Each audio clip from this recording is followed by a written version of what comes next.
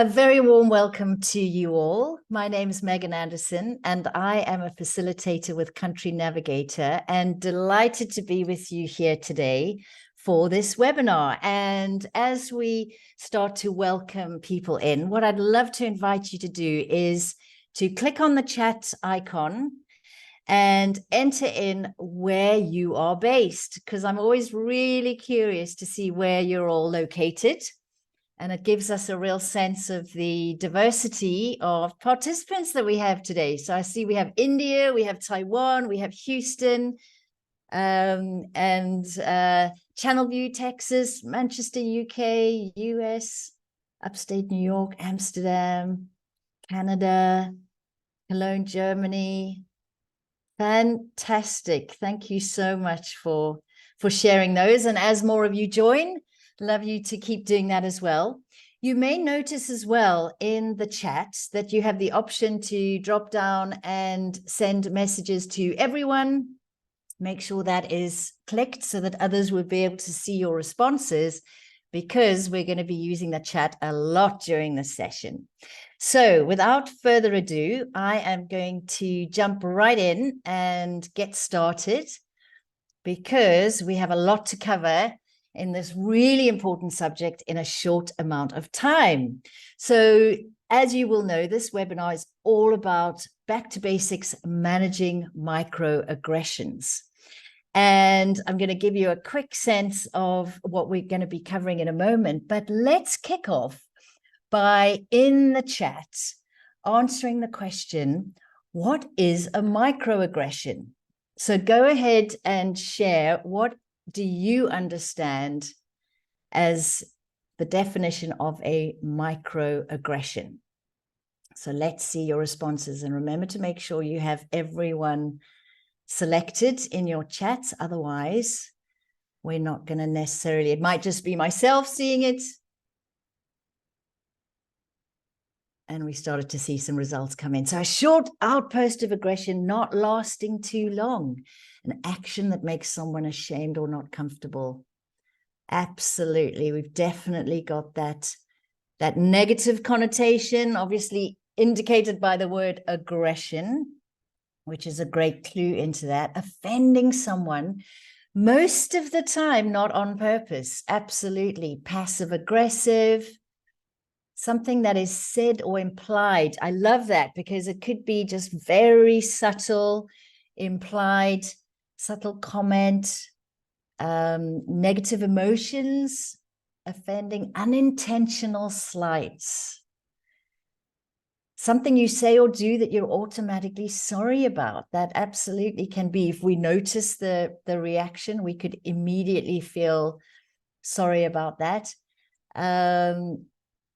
And this is also a really interesting one, something that makes you uncomfortable, but you can't clearly attribute intention. There's an underlying subtle meaning to this. So some great definitions there. So let's have a look at the official definition. Microaggression is a term used for commonplace daily, verbal, behavioral, or environmental slights. As I mentioned, intentional or unintentional, that communicate hostile, derogatory, or negative attitudes towards stigmatized or culturally marginalized groups. And as you can see from your definitions, a lot of those have been included. And this is what we're going to be focusing on today. And I think by their very nature and the definition, this unintended impact is a really common theme. In this class today, we're not going to talk about intentional derogatory comments, intentional discrimination, but we're going to focus a lot on those unintentional ones, that whatever our intention, however positive our intention might be, that we might unknowingly be causing harm. So that's what we're going to be looking at. So my next question is, why do we need to deal with microaggressions? In other words, what is the impact of microaggressions? And for this next conversation, we're actually going to use a tool called Mural. And we're going to drop a link, thank you, Luke, into the chat and ask you to click on this link and enter in your thoughts. Many of you will have used Mural before, but if you haven't, you double click on one of the sticky notes and are then able to enter a comment. And then once you've typed in a comment, you just click away and your comment will be left there for us to be able to review. So why is this so important? Why do we need to deal with microaggressions? How do they impact others? Why is this something that we really, really want to get good at noticing and managing and increasing our awareness about?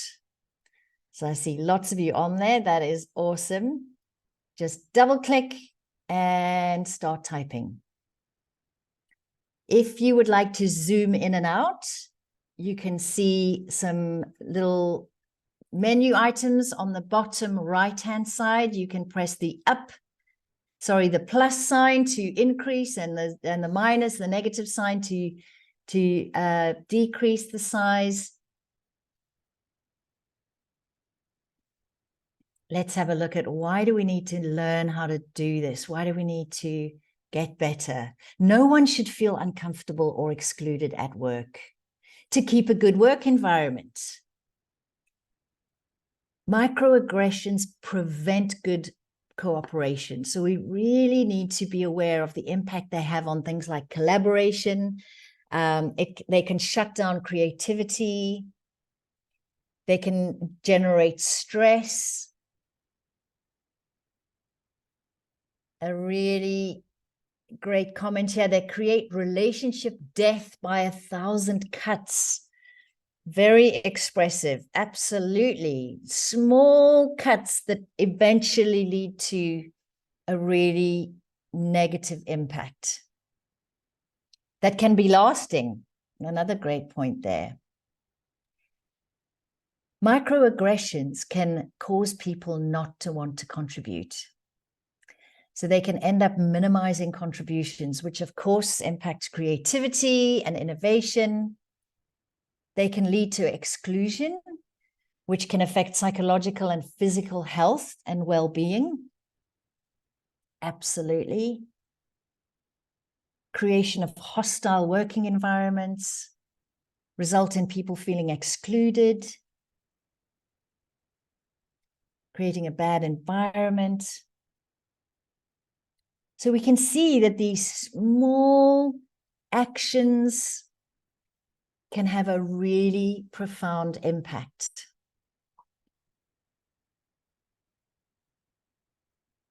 And another really interesting point here, to make people aware that sometimes something that's said as a joke can affect others, as they may not take it the same way. Make people feel unwelcome. When we don't feel welcome, we feel unvalued. We do not feel motivated to contribute. And these bad feelings build up over time, and they can affect us physically, mentally, socially, and absolutely impact our performance as well. Cause people even to look for another job, may cause people to want to actually leave an environment because it feels toxic and not a place where they can thrive and contribute. And it disrupts connections, mentally shut down. Some really, really great reasons. And to preserve a psychologically safe workplace. Destroys trust. That's a really, really important one as well. The impact it has on trust. And when we don't feel the presence of trust, it can really impact how we perform, how we contribute, how we connect, how open we are able to be with others. So thank you so much for sharing those. And I think we can all agree that we have a real incentive to be here, to be exploring this topic, and to be looking at what are the ways in which we can recognize the impact of microaggressions and what might we very unintentionally be doing that impacts. So as we continue on, I'm going to head back to our slides. So thank you so much for sharing those. I'm just going to share that again. There we go. And let's have a look at what we actually see as the impact. Now, many of you may have watched the video that was part of the preparation for this, but we're actually going to watch the video again. So for those of you who've already seen the video, this will be a good reminder. And those of you who haven't yet seen it, to watch this video and keep in mind, what is the impact? What are your takeaways from this? Because we're going to have a conversation after we've watched the video on what have you noticed. So let's go ahead and watch this. As we do, just a quick heads up, there might be a slight disconnect between the audio and the visual part of the video, just depending on where you are on broadband speed. So we are aware of that, and apologies in advance if that happens, but let's go ahead and watch that now. In this short video, we're going to have a look at microaggressions to understand what they are, why it's important we talk about them, and how we can address the inequity experienced by some people in the workplace. In talking about microaggressions, we are not going to talk about those times when people are deliberately rude or actively exclude others. This affects a very small number of people, and this video isn't going to change their minds. When we talk about microaggressions, we're talking about the careless, unthinking things that we do or say that reinforce a social distance and effectively say to someone, you don't really belong here, or you're too different to ever fit in properly. They are often unintentional, accidental, or unnoticed by the person acting them out, but the cumulative impact on marginalized individuals can be huge. The question to consider is how we can be curious and engaged about our colleagues and their backgrounds whilst also being highly respectful. Pia, an Emirati woman living in France, explained that she had given up her passion for horse riding due to microaggressions. She was a member of a riding club outside Paris. When the terrorist bombs went off in 2015, several of her friends at the club texted her, telling her not to worry. They knew that she was one of the nice Muslims. Pia understood that her friends were trying to reassure her, but carelessly they had emphasized her otherness and stereotyped her religion as well. Sonja works in Houston and is constantly asked where she's from. She always replies that she's from Houston. She was born in Houston, as were her parents. Frequently, people ask her, but where are you from originally? Sonja's grandparents and her mother's side are Mexican, and on her father's side are Black American, so people assume she's from an immigrant family and even compliment her on her excellent English. Raj is always asked to explain the rules of cricket. Natasha is asked if her parents were in the KGB. Sunli is always complimented on her math skills. George is always asked if he's tried going on a diet and doing more exercise. Microaggressions emphasize a difference. They reduce a person to the one thing that the speaker identifies them with. Raj is Indian and nothing more. Natasha's Russian, Sunli is Chinese, George is overweight. The microaggressions portray an individual as a caricature and strip them of their individuality. Microaggressions are symptoms of intellectual and social laziness. We don't bother to treat a person as they deserve, but we impose our interpretation of their identity on them and accuse them of being oversensitive when they react. Prevention is better than the cure. But if you do realize that you have upset someone, apologize honestly and openly. Don't excuse yourself, and most importantly, ensure you don't repeat the mistake. You may not be forgiven, but it is essential that you acknowledge your fault. Here are some suggestions to reduce the frequency of microaggressions. Firstly, build up your empathy and cultural intelligence. Empathetic self-awareness will help you respect other people's individuality. Cultural intelligence will help you include and build cohesion.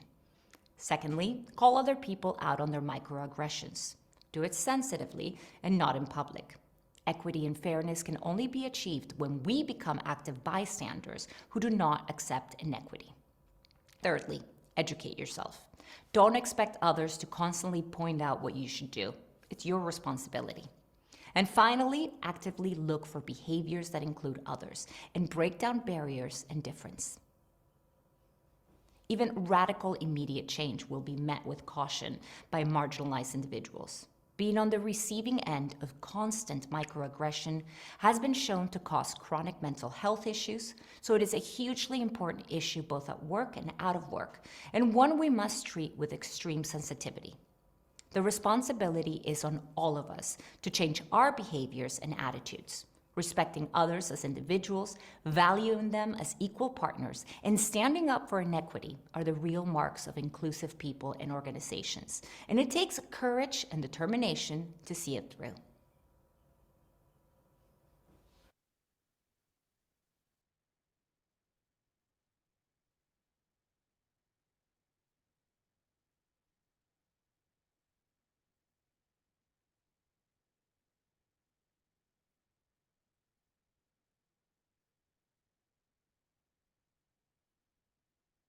Thank you so much, Luke. And let's continue on. And I have a few questions about that to ask you, and I'd love to hear your thoughts.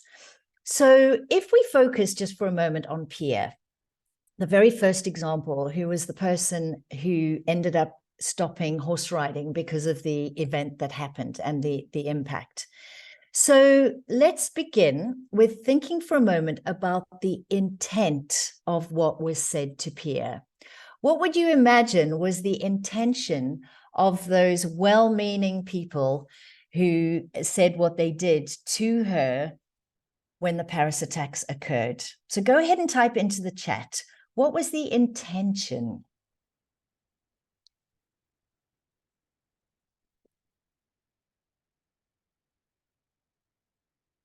To make her feel comfortable, to reassure her.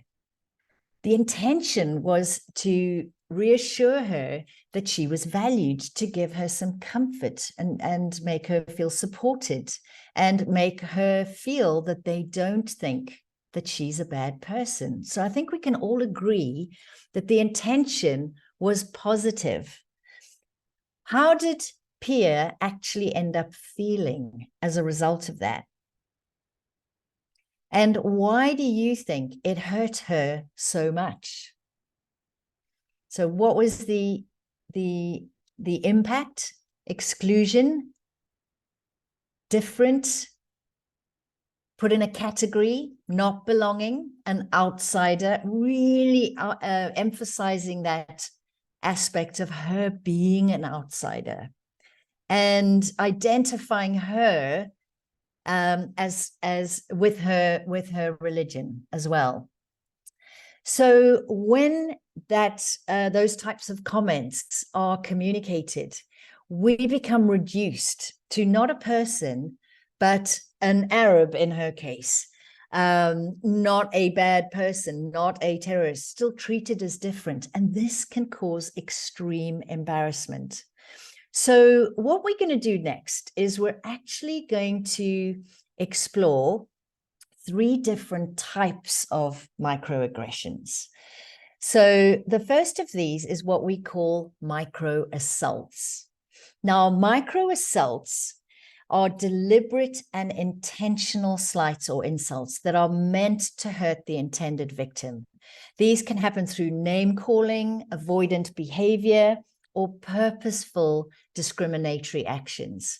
Microassaults can also include things like moving a purse or bag when you're around certain people, or casting blame or accusing someone because of their profile, making excuses for one's own discriminatory language or comments by claiming it was a joke. And we saw that in the comments earlier.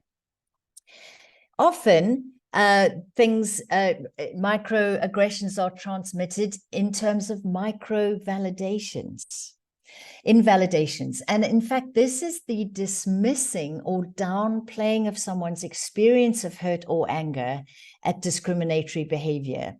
It attempts to put the blame and shame on the victim rather than the perpetrator.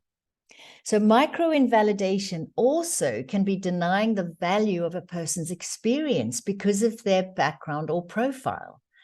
In other words, you can't have an opinion on the subject because you're too young or you're too inexperienced. And this can really undermine the person's value and worth by implying that their profile is a barrier to contributing fully.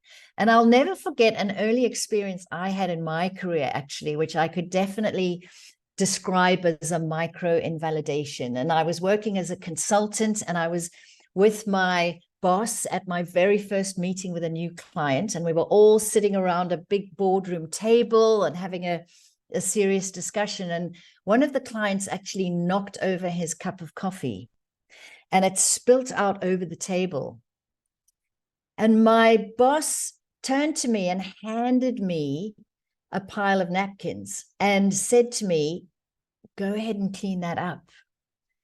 And I remember being so taken aback, because this client was right on the opposite side of the table, and there were piles of napkins because there was food all around, and yet he handed it to me to do that.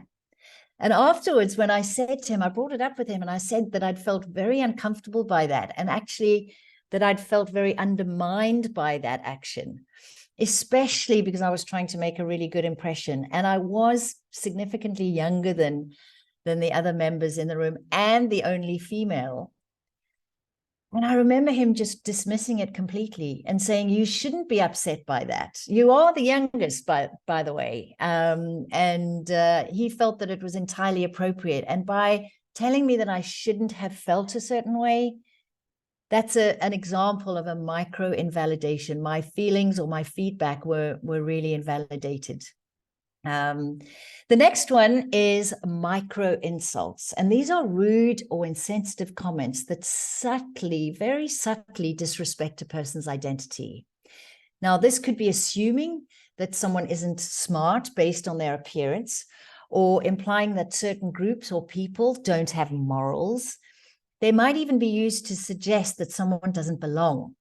This includes assuming that someone won't understand a new process at work because their English is not very good, or saying that someone isn't from a marginalized group because they don't act stereotypically. It can also be expressed as a veiled compliment. So, for example, you speak excellent German for a Brit, or you're very open-minded for a Muslim. And something that I was actually told was, you're actually very nice for a South African, which I must say did really take me by surprise. But those are some examples of micro insults. And one of the things that are so tricky about this is often they are unintended and very subtle. And we also never know how someone is going to react to something. So just a word of caution to be really sensitive and aware of how humor might be misinterpreted. And I'm sure you've all got some really good examples of these types of microaggressions. So please, I do invite you to put those into the chat so that we can see what great examples you might have. So let's, now that we've had a look at why microaggressions are really important to be aware of and to manage, and the impact that they can have, and some different types of microaggressions, let's have a look at a scenario.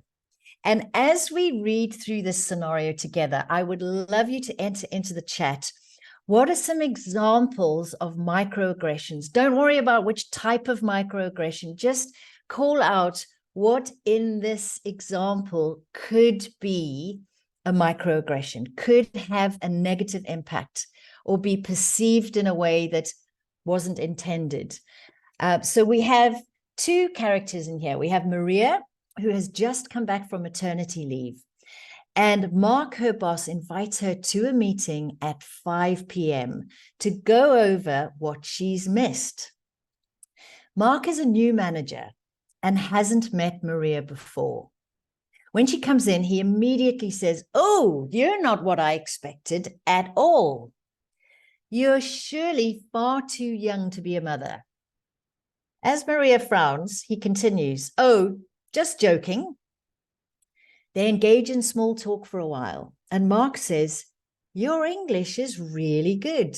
Where did you learn it?" Maria replies that her parents taught her, to which Mark responds, "They must be really good teachers. Where are you from originally?"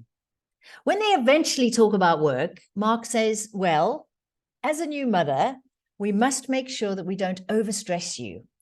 I'll just give you the small clients to look after for now. Eventually, Maria says she has to go home and leaves to make a decision about whether to change job or not.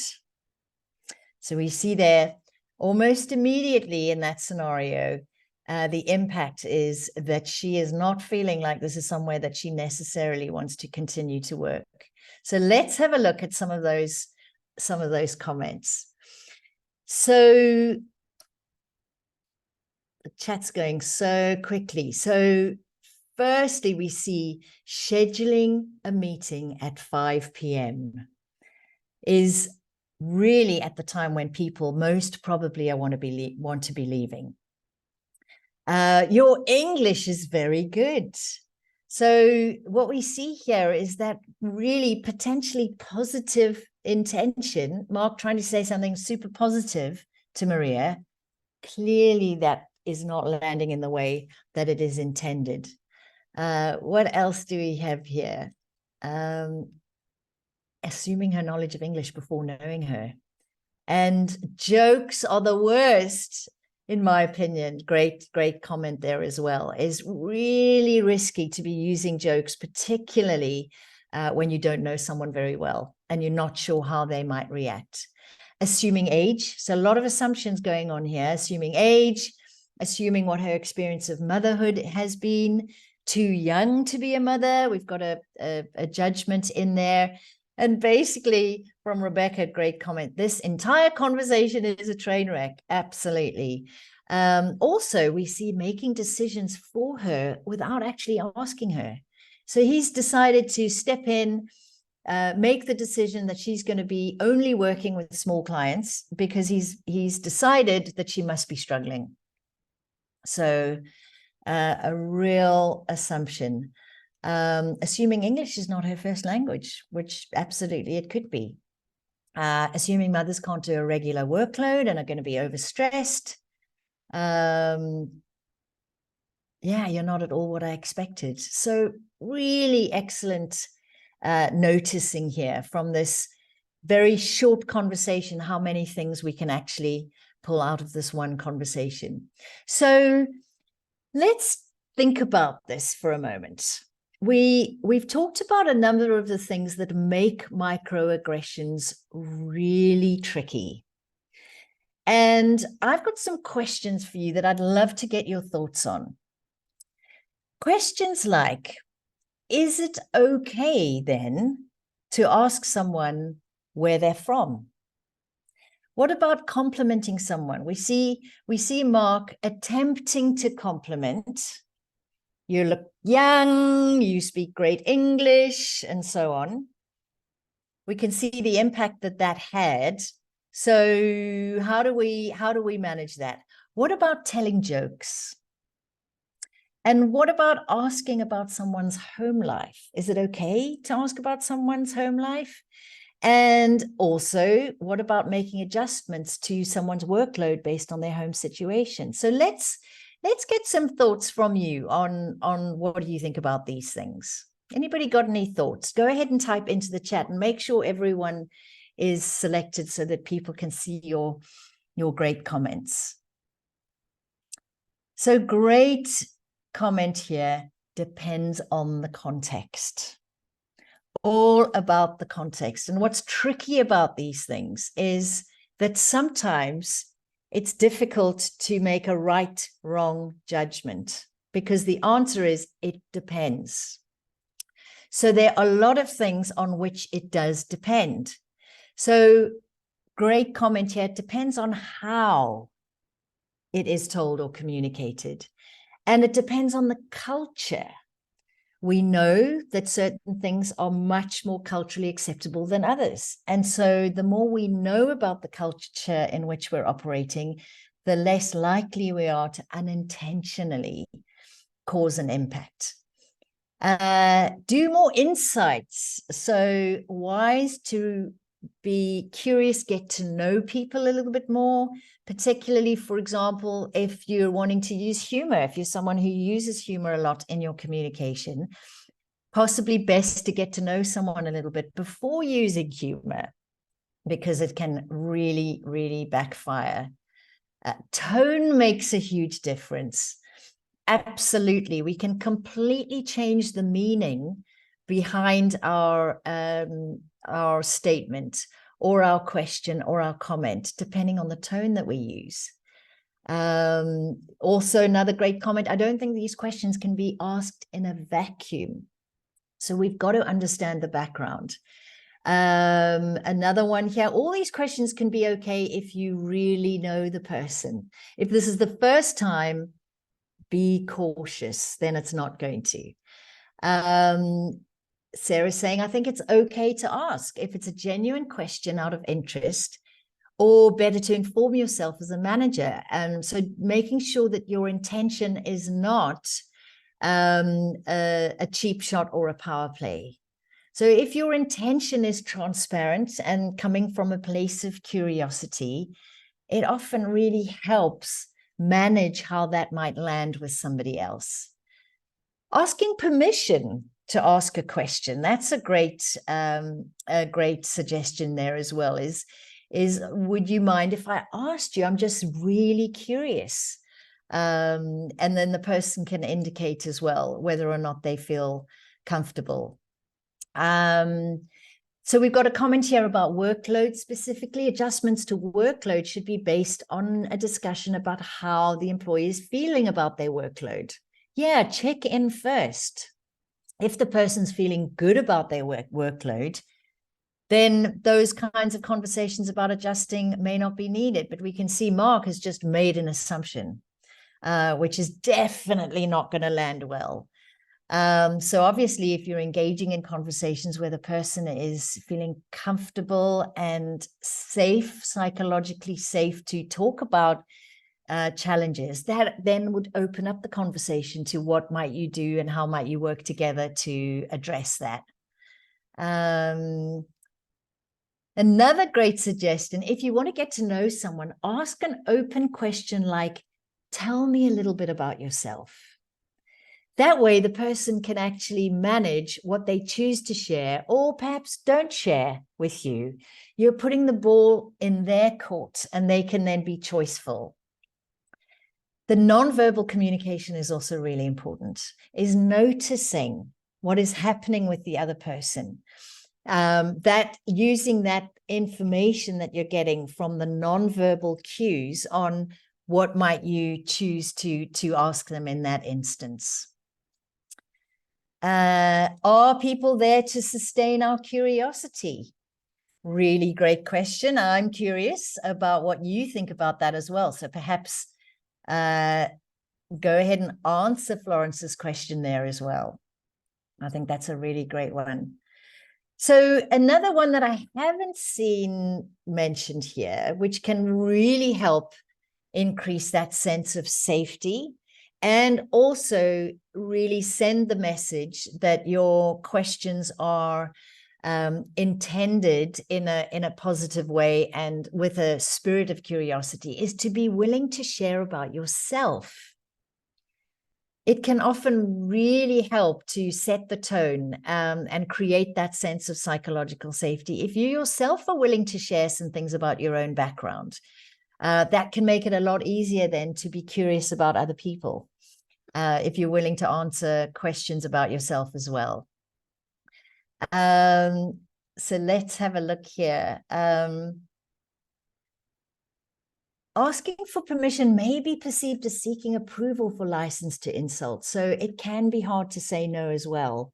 So that's also a really, really good point. Curiosity, like change, is inevitable. Needing to connect with people.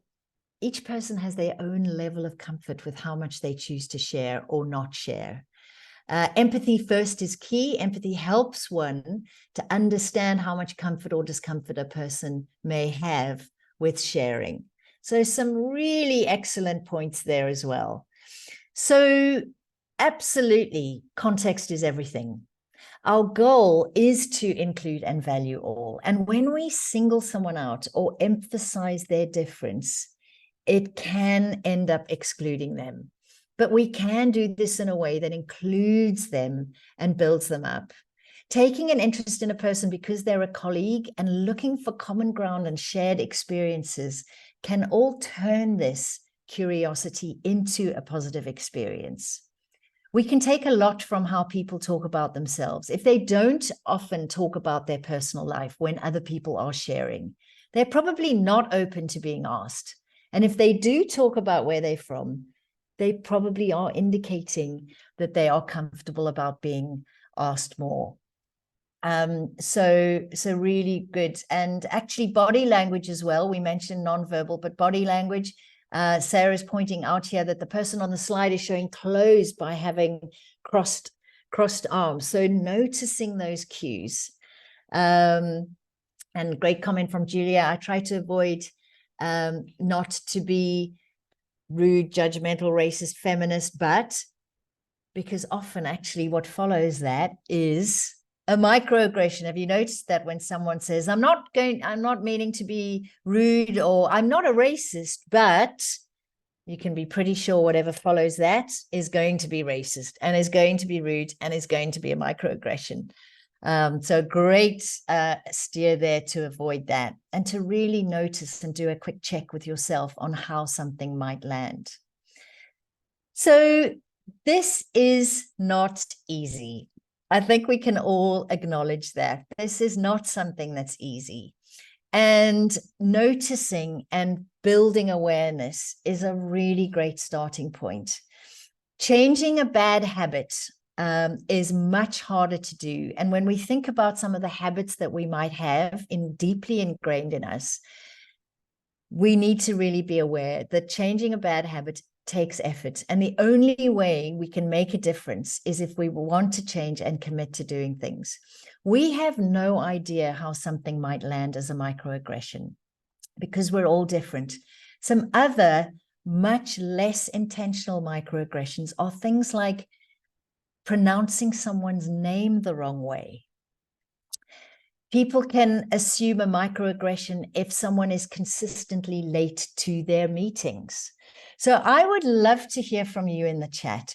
What are some things that you experience that might personally land with you as a microaggression?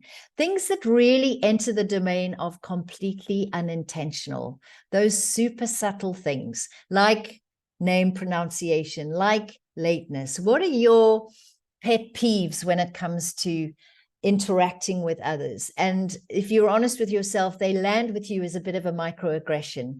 They diminish your sense of value. They make you feel unappreciated and disrespected. When someone changes their language when they hear I have an accent, that's a great one. Actually, Sarah, I personally find it very disconcerting when somebody tries to imitate my accent. I find that actually really quite annoying. And often people are doing it as a joke and they really don't think they're going to have that impact, but actually it does. Comments about Africa. Yes, African time and so on. I really relate to that coming from South Africa. Assuming this is my first job because I look young. Totally. From Francois, my name is hard to pronounce. For non-French speaker in our language, the E at the end defines whether it's male or female. Now, noticing that you yourself don't take it as a microaggression because you're aware. So actually, we can't even make assumptions about what people might view as a microaggression because we're all different in terms of that. Marta, I see you've raised your hand there, and I'm not sure if we're able to actually hear you verbally on this, but do go ahead, and if we're not able to, do go ahead. Oh, my mistake. Okay. Share a comment in the chat though, if you did have one. When someone mentions that all Latin American countries are the same, when people lump you together, absolutely. I'm really enjoying seeing these microaggressions. I will do it for you because this is too heavy. So physically, making assumptions physically. The stereotype African women above 50 are all obese. Yeah, that can absolutely totally be taken in a negative way. Man-interrupting. In a professional environment interview, my manager's feedback was that I should have mentioned my age because I looked much younger. Yeah, it's really interesting, these. And noticing the differences, because they are going to be different. So a great best practice is, when in doubt, ask people. When you are unsure about whether or not something is a concern, please would you share with me how you pronounce your name, because I really want to make sure that I don't mispronounce it, and so on. Checking in with people. So we've got some really, really great examples there. So as we continue on, I want to just share some thoughts about how do we navigate this world. I mean, it's, as we said, it's not easy. And yet there are things that we can do to manage this and to improve our ability to make sure that we're not unintentionally impacting. So let's have a look at what we mean by cultural intelligence. Cultural intelligence is the set of skills and competencies that help us navigate this complex world of diversity by building effective relationships and being intentional in our communication and inclusive in our behavior. I think it's really important that we start with an attitude of humility. When we accept that we are going to have assumptions about what is normal and what is appropriate, and these assumptions may not travel well. And when we notice that what might be humorous for us might unintentionally upset. So if we approach this with an attitude of curiosity, an attitude of being open to the fact that our view of the world may not match somebody else's, that's really important. An awareness of how our view of the world may impact somebody else. So the other aspect as well is recognizing that cultural intelligence can be developed. That is the good news, that the more we develop our knowledge, the more we educate ourselves about differences, the more we will prevent ourselves unintentionally causing harm. So when we take time to investigate sensitive areas, particularly if there are certain cultures that we work with frequently, what might be misconstrued? Is this a culture where people like to shake hands, or where they don't like to shake hands, and that's not part of the culture, whether direct eye contact is something that might be considered respectful or disrespectful? The more we can educate ourselves, the more we might not unintentionally. And when in doubt, ask questions. In my experience, if we approach situations with humility and openness and demonstrate curiosity, people are really open to sharing how best to engage with them, and more than willing to share what some of the differences might be in their culture. I know for myself, when I moved to the UK, I learned quite quickly that I needed to let people know that there were times when I might be quite direct in my communication, and that it was not meant to be something disrespectful, but to notice that the culture that I come from, direct communication is much more common. And I found people then really open to share with them what was more common in their culture.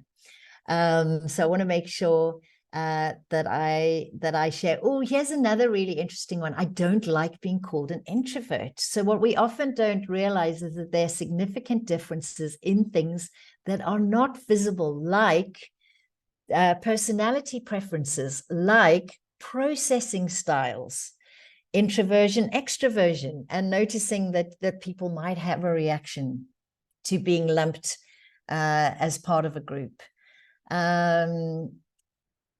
Not being invited, not being included. And here's a great question. What could be a smart way to challenge others when they do microaggressions? So actually, we're going to get onto that in just a moment, Victor. So a really, really important point. And talking of that, let's have a look next at what are some of the things that we can do. So we know that we are going to be experiencing microaggressions. We're going to be on the receiving end of microaggressions. We are going to be the transmitters of microaggressions, especially when it's unintentional. Really important to have a way of dealing with this. So what we actually want to share now is a 3 A's technique, a really simple technique that we can use to manage microaggressions. So let's first think of an example where we might have been the transmitter of a microaggression. When we realize this, either through the reaction we have, or perhaps thinking about it afterwards, or perhaps we get some direct feedback on it, the very first step to take is to apologize. We know it's going to be hard and we're going to make mistakes. I have a great example of this as well. I invited a group of co-workers to a Christmas party last year. I volunteered to organize this social event and chose a nice pub that was close to work and near where a lot of the colleagues that I worked with lived. And one of my colleagues, a young Muslim colleague, actually declined the invitation. I didn't think too much about it, but later a colleague told me that while she was perfectly comfortable celebrating Christmas, even though it wasn't part of her religion, what she wasn't comfortable with was going to a pub for a meal. She wasn't comfortable for a number of different reasons. Her father was going to have to come and fetch her because she didn't have transport and it was going to be late in the evening. She wasn't comfortable around people when they were drinking alcohol and so on. And she was hurt that I actually hadn't even considered this when booking the event. And I hadn't sought feedback from anyone in the group about what would be preferable. I just assumed that because I was going to enjoy going to a pub that everyone else would. So what I really needed to do in this case was apologize. And it's also important how we apologize, because a genuine apology starts with, I'm sorry that I was wrong. Not, I'm sorry that you had a bad reaction, right? I'm sorry that you were upset. Because what that does is then puts the ownership on the other person, and it can be one of those indirect transferring of microaggressions and invalidating that we talked about. It's much more powerful if you take ownership. I was wrong. I was insensitive. I should have checked in. I should have checked in with the group to find out what was important. The next step is to be active. Don't be passive when you or someone else uses a microaggression. Call it out.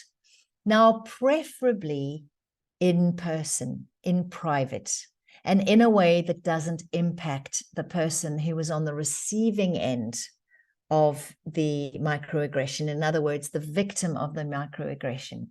So not to do it in front of the person who has been invalidated, but in private.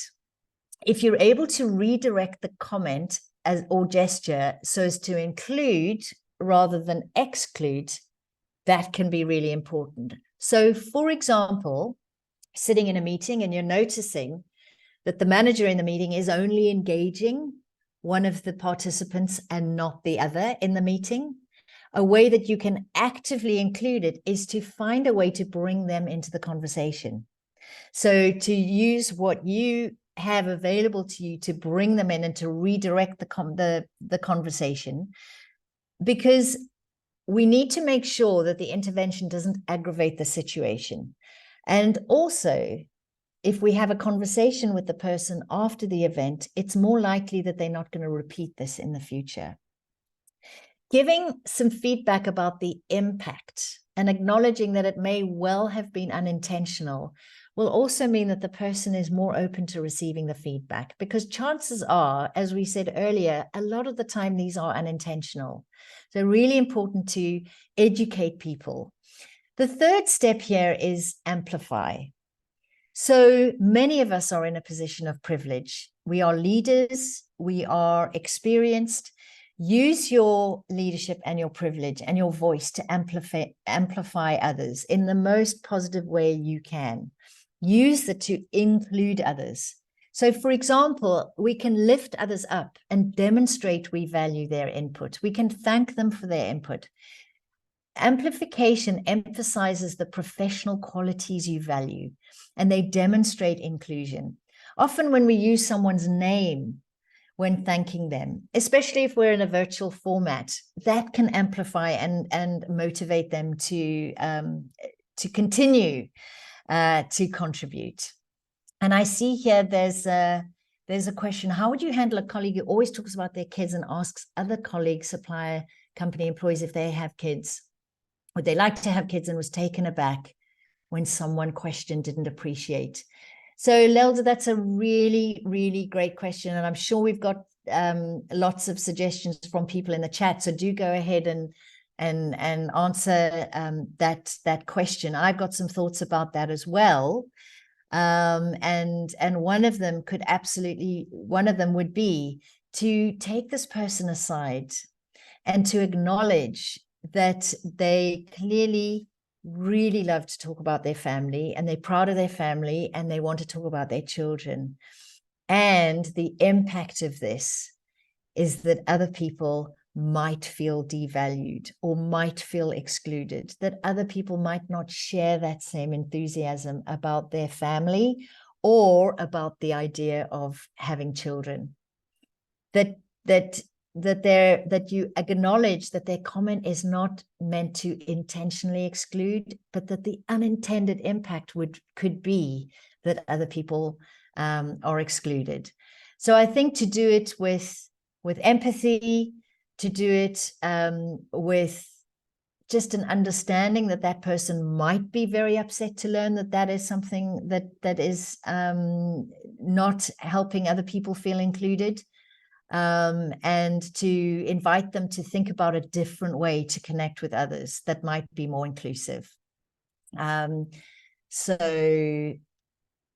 I'm seeing some good comments here as well. So that awareness can make a huge, huge difference. So really great comments. Thank you for helping to answer that one as well. So let's go back. Talking of what can we actually do differently, let's go back to our case study that we started out with, because this time around, I would love to hear your suggestions. Last time we were looking at what wasn't working. What could Mark do differently? What would you suggest he does differently that would not end up having the impact that it did on Maria of thinking about changing jobs? So what would you suggest?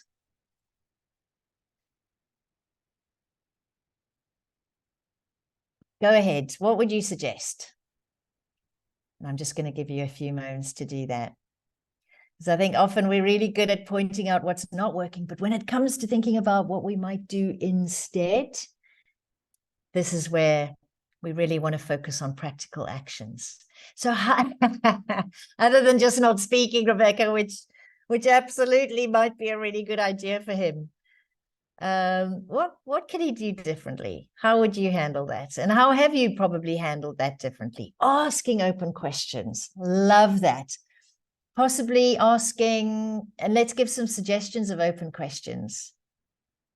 What's a great open question? If he's concerned, because obviously he had a concern that she might be struggling to get back into work after a long period off.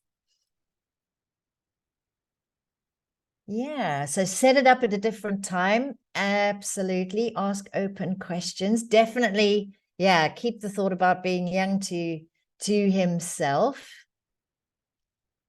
Introduce, talk a little bit about himself. Absolutely.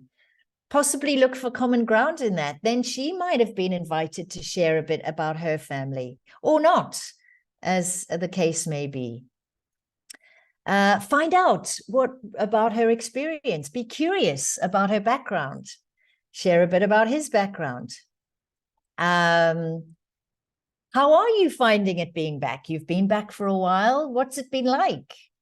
From her answer, he would get so much more information about value add to and a direction in which to take the conversation. Really, really good. Ask her what she'd be interested in doing. How would you like this re-entry into the workplace to be for you? What are you feeling excited about doing? What are you concerned about potentially? What concerns might you have, if any, and so on. Share a little bit about how he likes to work. Ask her a little bit about how she likes to work. Fantastic open questions. And I think we can say unanimously open questions like, how can I support you?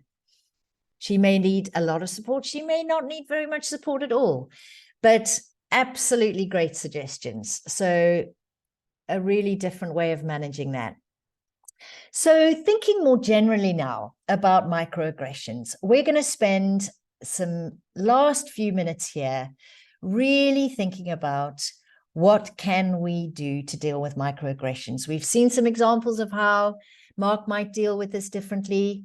We've shared some examples of how to deal with microaggressions, but I want to really draw on the wisdom of this group and some of the great comments. We're going to go back to Mural, and I would like to capture your words of wisdom in the Mural board.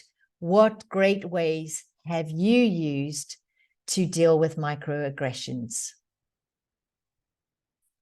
So double click on a sticky note. What are some ways to deal with it? You may have witnessed some ways. You may have some great ways that you personally use. And this could be best practices for the person who has made the microaggression, who has transmitted the microaggression. This could be for the person who has been on the receiving end. Say somebody has done something that you have noticed a reaction within yourself. How might you manage that? What have you done that has really worked? So look at that from either side. You might be the manager that someone has come to in your team and said, a colleague has disrespected me. I want you to deal with it. Or what do I do? So you could do this from the perspective of a leader, a team member, a transmitter of a microaggression, or a receiver of a microaggression. I love this one. Saying ouch is very successful. It's not commonly heard and stops the interaction and triggers questions. So that is a great way actually to express that something has landed negatively with you. Ouch, or ooh, I'm not sure I like that. It's a great way of bringing awareness, because it's all about awareness. When we're not aware, we can't do anything differently. We can't actually change. Expressing the impact. Why did I have this reaction? Go to the person when they're alone and explain what I did not like. I love that. Then you have an opportunity to have a conversation, to be honest, to share the impact. Before leaving, comment. I'm surprised with some of the comments I've heard. I'd like the two of us to have some time to come back to this. Yeah, is make sure you don't just avoid it. It is uncomfortable. It is distressing. But the more we address this, the more likely we are to bring about a change in the situation and to educate the person and really have the person understand the impact. Share how it makes others feel. Acknowledge that they may have had no intention and that we can't always manage how other people are going to respond to something. We have no control over how someone might respond, right? So we really need to be aware and make sure that we avoid doing that.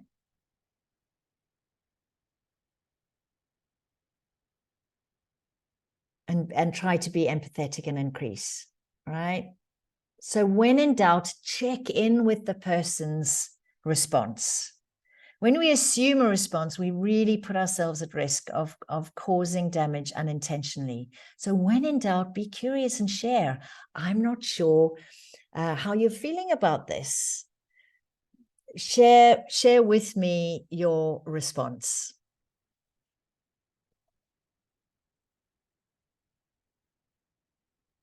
Asking someone to stop interrupting. Yeah, absolutely. Call that out. Often people are blissfully unaware. All right. So we are right at our end of time. And I know many of you are going to need to jump off. Last thing I want to share with you is just a reminder of the amazing resources that are available. Please do email us if you want to get access to the learning path. We have some incredible resources to help educate you and build your cultural intelligence.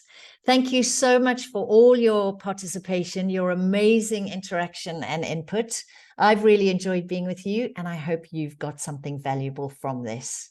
All the best and take care.